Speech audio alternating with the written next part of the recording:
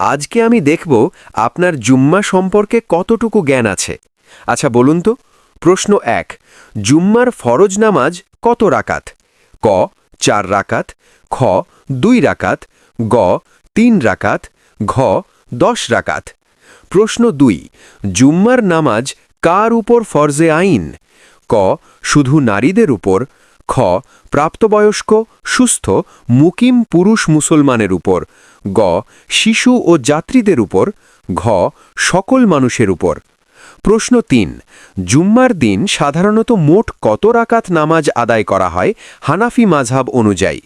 ক ২ রাকাত, খ ৬ রাকাত, গ ১০ রাকাত ৪ সুন্নত যুক্ত ২ ফরজ যুক্ত ৪ সুন্নত, ঘ ১২ রাকাত।